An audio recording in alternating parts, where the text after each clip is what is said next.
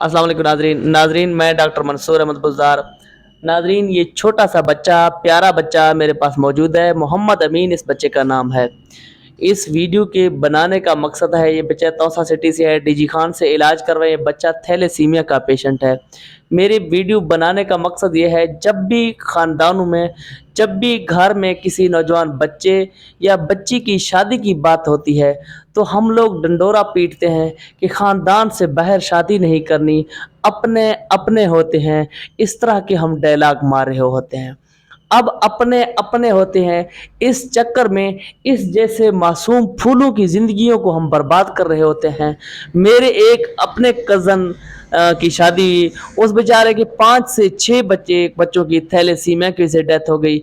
ये बच्चा भी, इनके वालिदैन दोनों आपस में कज़न हैं। कज़न मैरिज की वजह से आज ये बच्चा सफ़र कर रहा है। उनके अम्मी अब्बू ने तो अपने बुज़ुर्गों की बात मान ली, आपस में शादी कर ली, बुज़ुर्गों की लाज रख ली, लेकिन उन बुज़ुर्गों के लाज रखने के चक्कर में इस तरह के फूल जैसे बच्चे सफ़र करते हैं।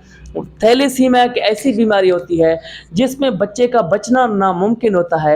वो ज़्यादा से ज़्यादा 17 से 18 साल सर्वाइव करता है और आखिर में उसको इतने खून की ज़रूरत पड़ती है कि वालिदैन खून को अफोर्ड नहीं कर पाते और फाइनली उस बच्चे की डेथ हो जाती है। लेकिन बात ये है, मेरी पूरी सोसाइटी से रिक्वेस्ट है, आजकल दुनिया एडवांस हो चुकी है, खुदारा कज़न मैरिजों से जान छुड़ाएं, अच्छे घराने ढूंढें अपने ख़ानदान से बाहर, तो ख़ानदान से बाहर शादियां शुरू कर दें। उससे जो फ़ायदा ये होता है कि सेहतमंद बच्चे पैदा होने के चांसेस बहुत ज़्यादा होते हैं। उसके अलावा दूसरी बात है, अगर आपने हरू भरू ख़ानदान में शादियाँ करनी ही हैं तो मेडिकल एडवांस है, उससे पहले लड़के और लड़की दोनों के मेडिकल टेस्ट करवाए जाएं।